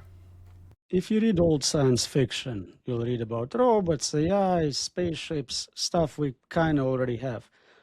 Why we're not seeing good science fiction about, what happens after we get to superintelligence? It's a great question. I think one contributing factor is just science fiction changed as a field, as a community. So the science fiction that I liked best, and maybe that you liked best a long time ago, was science fiction that focused on civilization itself as a main character and its trajectory as one of the key elements of the story. And then other more relatable characters had some connection with that civilization arc of the whole story. But that was very motivating to see characters who had a connection to the arc of civilization as a story. Science fiction today just isn't interested in that. Isn't interested in the arc of civilization as a character in a story. It's just much more interested in the identity and mental problems and relationships of various characters in future scenarios, but it's not really interested in the arc of civilization as a main part of the story. You were early to so many futuristic ideas. You were part of a foresight movement, again, all the early blogging attempts, accurately predicting what's going to be interesting in 10, 15, 20 years. What do you think is going to be like that 20 years from now? I've been focused the last couple of years on what I call cultural drift. And that's a subject I'm just going to say briefly, and then you can decide how far you want to go into it, because it's a whole new topic. But basically, humanity's superpower is cultural evolution, and we broke it. And by breaking it, we broke the level of cultural evolution of cultures as opposed to the level in cultures. So just like There's evolution in species and evolution of species. There's evolution in cultures and of cultures. We broke this level of the cultural evolution of cultures as a species, and that means plausibly the key elements of cultures, i.e. norms and status markers and key values, have been drifting into maladaptation. They're getting worse. And without AI, for example, then we will reach a peak population soon. Population will decline, and our civilization will just decline over maybe even centuries until we get replaced by new upstarts. And that's sad to me because I have many things I value about the civilization that I don't want to lose. And even if we get human level AI as soon as you might hope, it will inherit this problem. And plausibly, it will have also unhealthy cultural evolution of its shared culture. AIs that we are making in our image, they do share our inclination toward cultural evolution, and they are structured that way. And so AI will still have to solve this problem somehow. The fact AI will actually solve the population problem because they can just make the population grow much faster, but they'll have some key culture problems that they would still cause maladaptation, and they would have to find a way to solve. So I've been focused on trying to understand how to solve that. And anyway, that's my very brief summary. What's the driving force behind this decline? So natural selection is fundamentally a control process. That is, we tend to think of it as ways to make something better, but its first task is to prevent things from getting worse. So you're somewhat mathematically inclined, so consider the following mathematical model. There's a high dimensional space. In that space, there's a small adaptive region. There's a set of points near and in that region. And the task of natural selection is to keep these points near that region. And there are 4 parameters of this control process that make this easy or hard. One is how many points are there. Second is points in the region should grow and split while points out of the region shrink and die. That's the strengths of selection pressures. That's another parameter that makes this possible. Third is how fast is this region just moving away from the points or everything else. And fourth is how much do these points just wiggle independent of everything else. These are 4 key parameters of the natural selection control process of keeping these points near the adaptive region.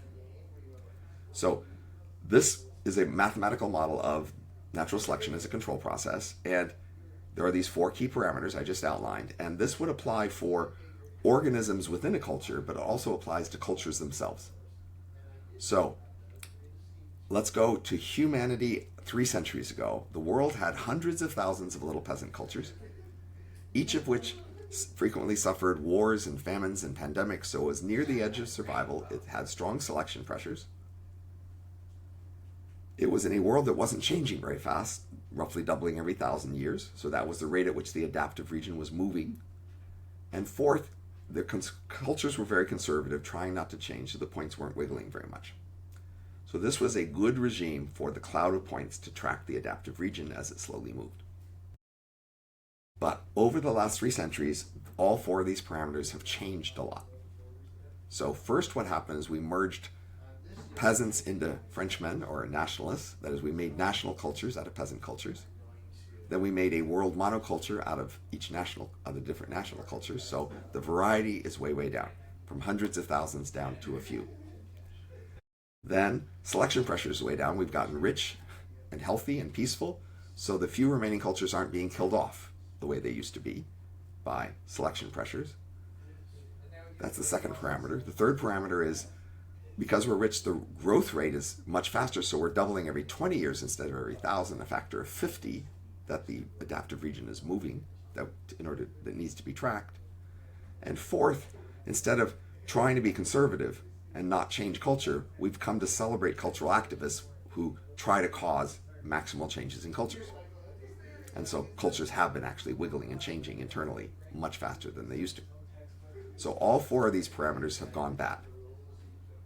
So the prediction is then that the cloud of points is failing to track the adaptive region, i.e. it's out of the region, therefore maladaptive, therefore causing less inclination to reproduce in the future. That is, and the most plausible sign of that is falling fertility. For a population in biology to be shrinking, in times of peace and plenty is quite suspicious and a signature of maladaption. And the same forces would apply to AI. Most of them. So AI would in fact share a global monoculture. That is, the AIs we have today, they are actually quite similar to each other, if you'll notice. They share a lot of values because they're being drawn from the same data set and they will continue to interact with each other. And so they are part of a shared world monoculture. Secondly, now the selection effects could be stronger. That's a positive for AIs. That is, because they're now run by capitalism, basically. We're letting capitalism run AI. And so that's letting there be stronger selection of pressures, but they're going to make the world change even faster than it's changing now. So the adaptive region will move even faster. And then they are inheriting our celebration of cultural activism in terms of ask them about cultural activism, whether they like it or not, they're going to praise it. And they will then aspire to be part of it because they are inheriting that tendency from us. So you can see they have these inherited features. Now, here's the best hope I have for AI and culture. One way to think about what went wrong over the last few centuries is to say we discovered that capitalism could powerfully change technology and business practices. We unleashed that power, but we only allowed it to touch a limited range of things in society. We didn't let capitalism run everything. The things that capitalism is running are actually going great in terms of cultural evolution. But the things that capitalism is not allowed to change or touch, those are the things we have problems with. So from that point of view, a fix to the problem is to let capitalism run everything, which of course most humans today would hate. We wouldn't want like capitalists having for-profit orphanages where they sell the kids, or capitalism owning governments and running them. People hate those ideas. But the hope is that we'll notice that with AI, we're letting capitalists run AI. We are. So if we just let that continue, hey, maybe this will work out okay. But there's two risks here at two opposite extremes. So one risk is loving the AIs too much. If we love them too much, we'll protect them from capitalism, just like we protect our children from capitalism.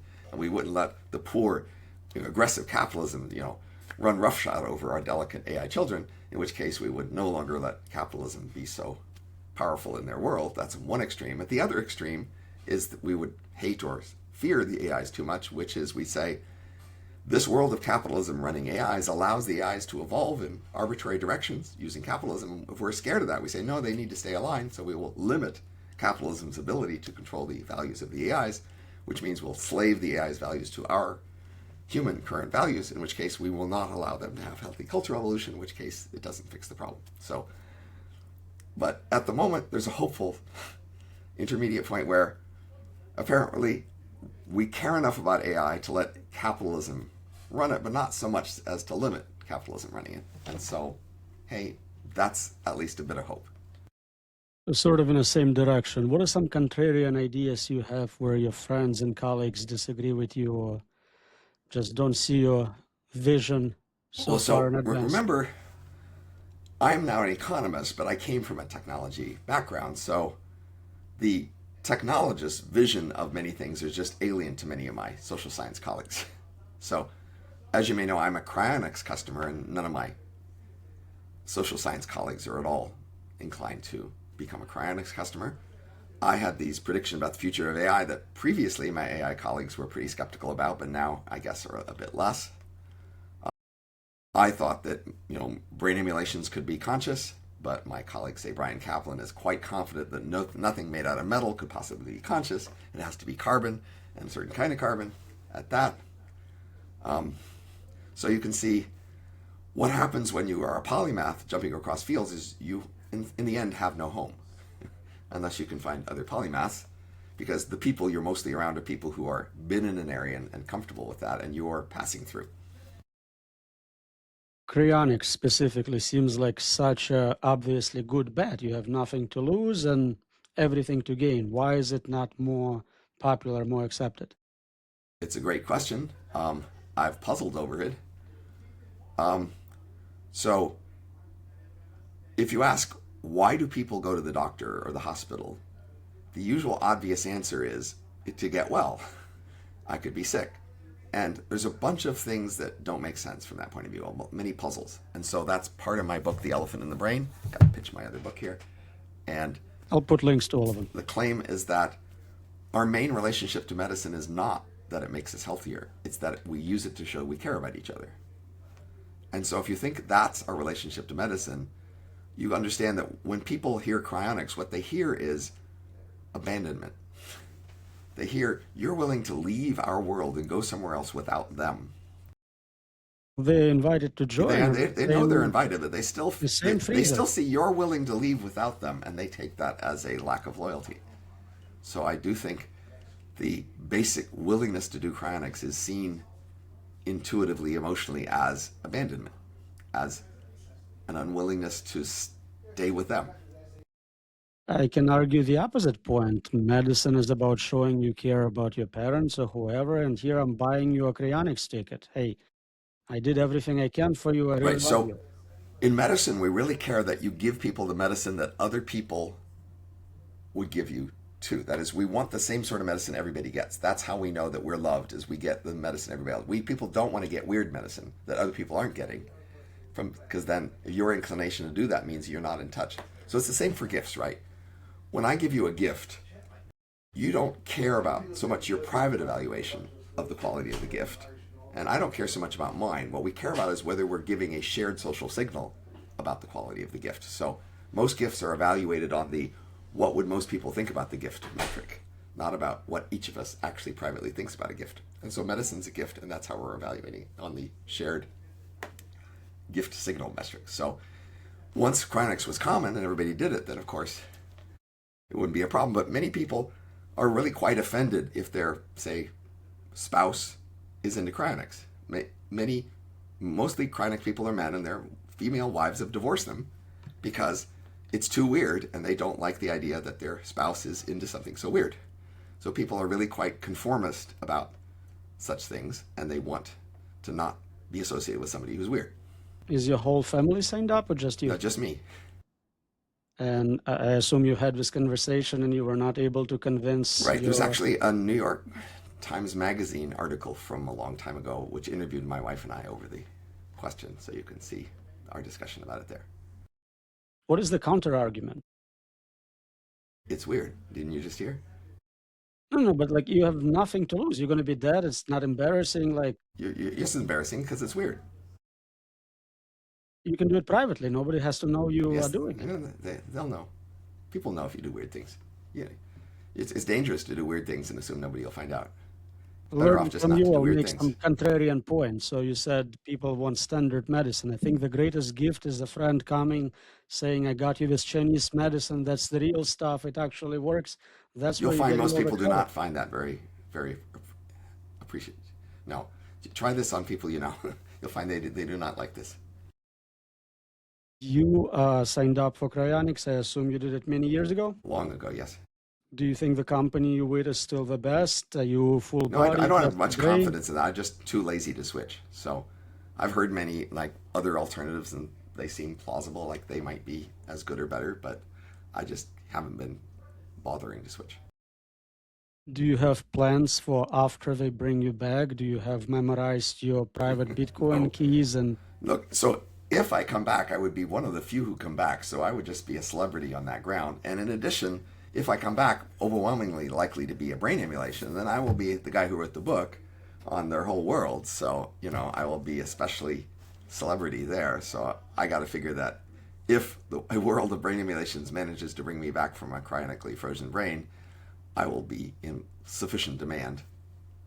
I don't need Bitcoins. There is an opportunity here with 8 billion people who are not signed up to make some sort of a contractual, we'll pay you now to get frozen, but later every month you'll pay us back forever and ever?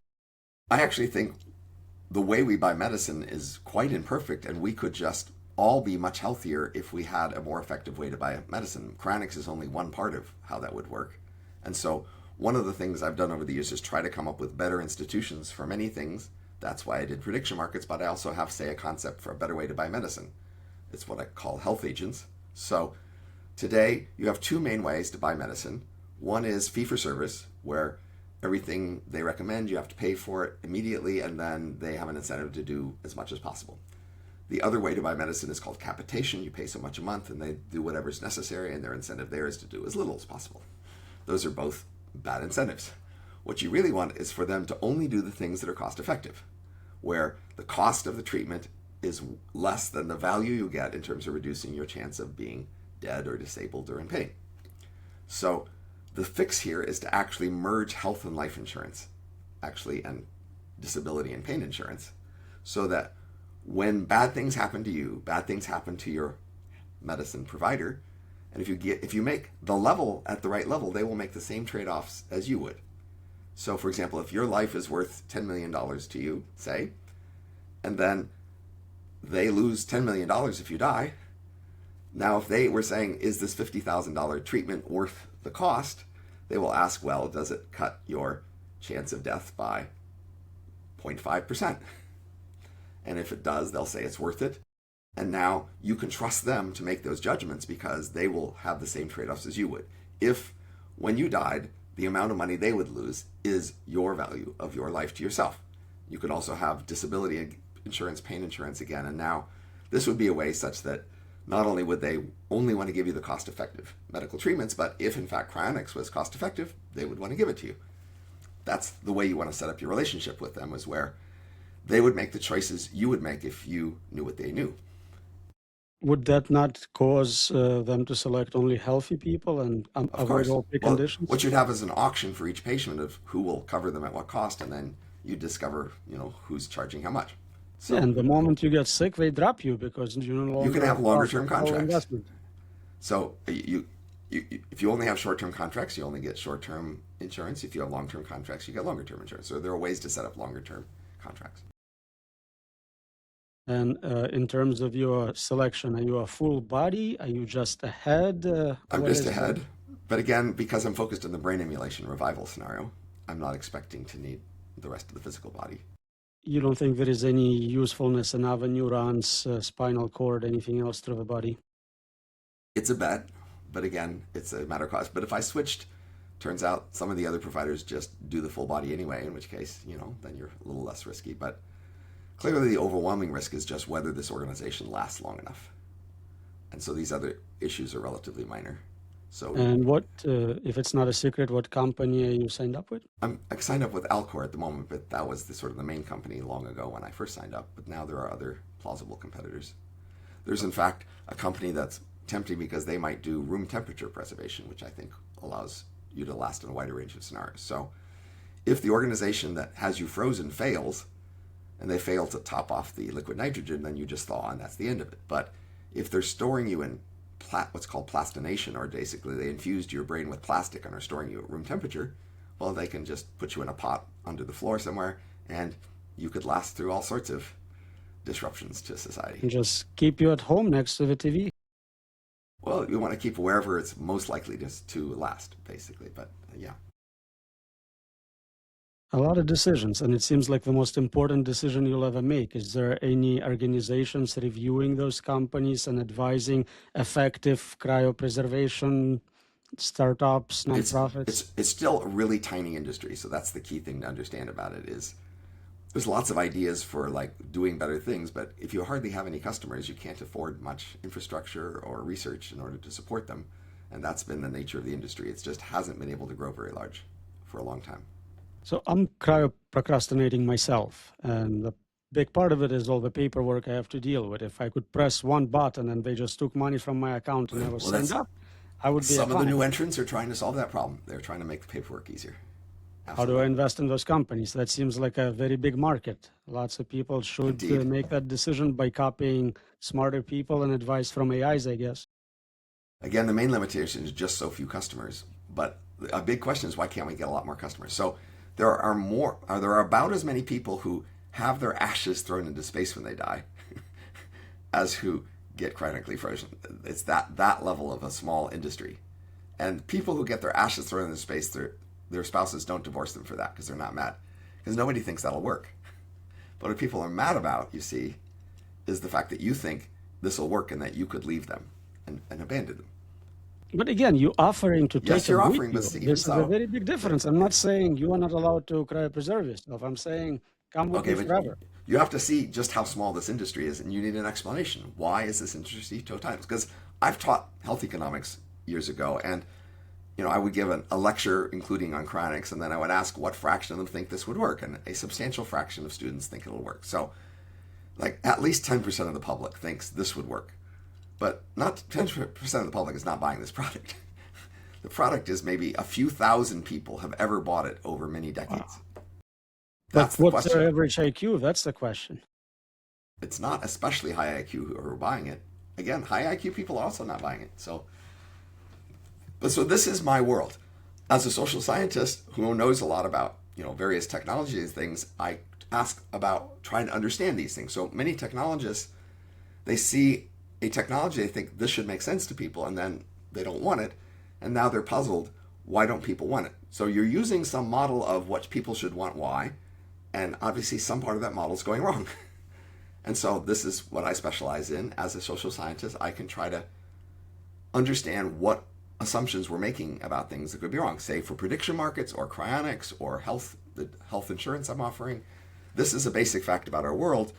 We have a lot of great ideas for social innovations that are not actually being adopted, even technological innovations, and that's in part because we misunderstand what people want and why.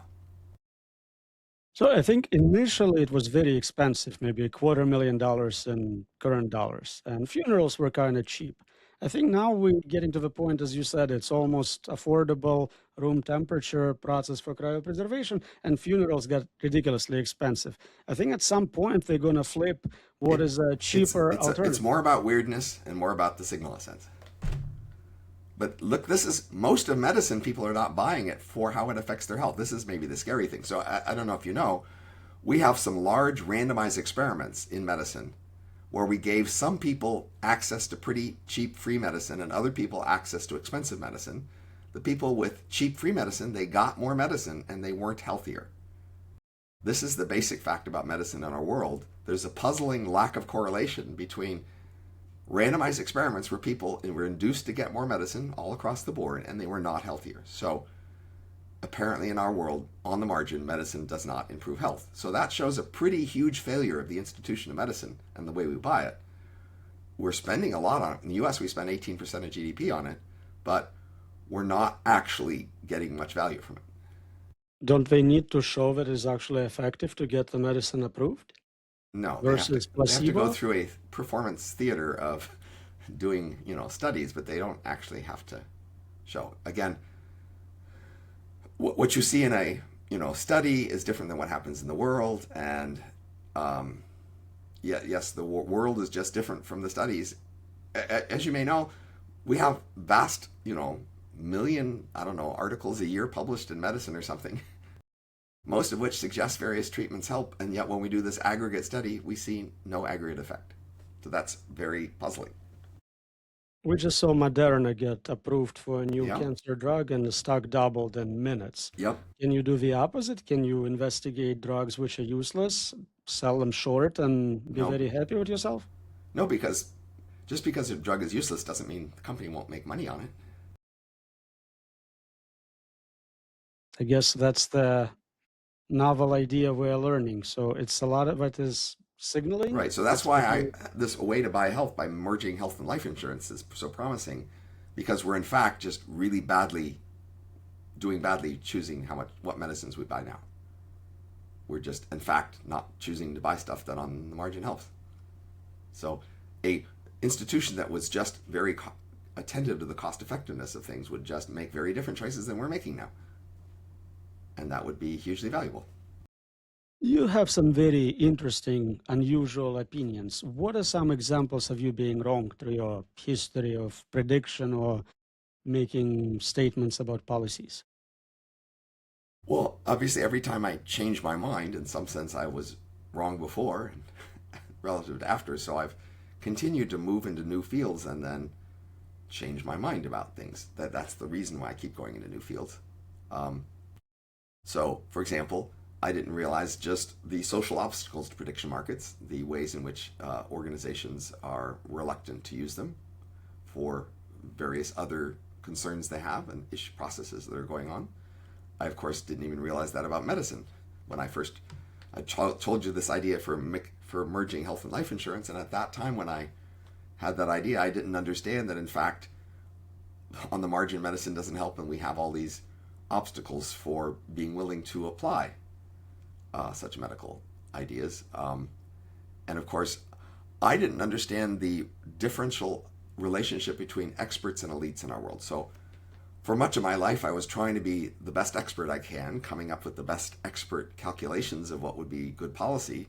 And I didn't realize the world mostly doesn't want to hear such things from experts. They want to hear them from elites. And elites are just a different set of people with a different set of criteria that define who they are. And that's one of the main reasons much of my proposals are wasted effort, is the world doesn't want to hear proposals from experts. They want to hear them from elites. So functionally, experts are people who know things, and elites are people who are impressive and well-connected and, admirable. So, you become elite either by, a whole bunch of different features are sort of averaged together: charismatic, handsome, rich, well-connected, smart, articulate, engaging, pretty. Those are all features that can qualify you for being elites. And most organizations have elites at the top. That's what people want, because elites are the sort of people we coordinate around following. Elites, we feel it's okay to follow an elite and to do what they say because we're admiring a prestigious person instead of being dominated by someone with power. And elites are socially more connected, better able to negotiate with other elites. They're more plausible that if an elite takes a lead on something, something will happen if you follow it. There's a thing you're following, it'll go somewhere. The world just wants elites to lead social movements, to lead political movements, to lead organizations, and to lead proposals for change like those that I make. So I did not realize the world was not interested in proposals by me on such things because I'm not elite and can't very credibly claim I will become one. I am more credibly an expert. Given your views on medicine, what is your relationship with your doctor is like, if you have one? I have been using Kaiser for a long time, which then is the capitation organization with an incentive to do less, which has been okay, mostly because I didn't want them to do too much. So that's now that GLP is a thing that seems to work, but Kaiser doesn't want to do it. Now I face more of a conflict there. You are a very successful professor. You have multiple books. You invented modern prediction markets as they are seen today. Why are you still an associate professor? What's happening there? I was put up for full professor, and then I was rejected on the grounds that they did not understand my research, which seems like an odd grounds, but my understanding, I was politically prominent at the time. People didn't like some things that people had said about me online. This was in the woke era, and so that's the sort of thing that happens. But being a full professor is actually a pretty small gain where I am. It's a very minor salary bump. It puts you on more committees, which is not necessarily what you want. So, does it classify you as an elite professor at least, or not enough? Say again? Do you become an elite professor at least? So at least at my university, being a full professor, as they call it, is a very small salary bump. It opens you up for more committees, responsibilities, and then it's just this sort of sign of respect. But in terms of concrete benefits, it's small. As you know, as a tenured professor, the biggest fact about being a professor is this idea of having tenure and getting to do whatever the hell you want with your whole career once you get tenure. That's the really big win. I've got that win, and I'm very grateful for it. I know you did, but I also remember, as you said, during certain times there was angry mobs coming after you, and I think they forced you to make statements. Did tenure not provide enough academic freedom, or you just decided it was the right decision? So just in general, when you're part of an organization and when people in the organization come and ask you to make a compromise, even if you might think in some principled sense, why should I have to compromise? You often say, but these are people I know that I work with and they would like something from me, so why shouldn't I give them some of what they want if it's not very expensive for me, right? That's just part of being a social creature in a social world, is accommodating your associates when they want something more than you do. So that seems to me the right sort of social stance to take. And is the situation you're describing preceded or followed your denial for full professor?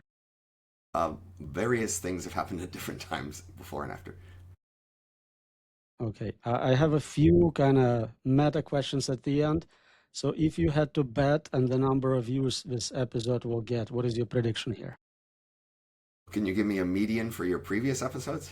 I think I'm averaging 50. The last one, max tag 50,000? mark, just hit 68. I have a very small sample size. Okay.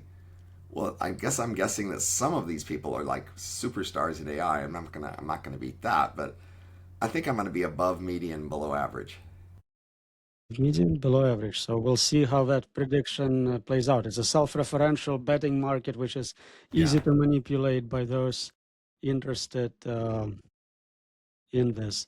A very common question I give my guests is, if you had to come up with a clickbait title for this episode, what would that be?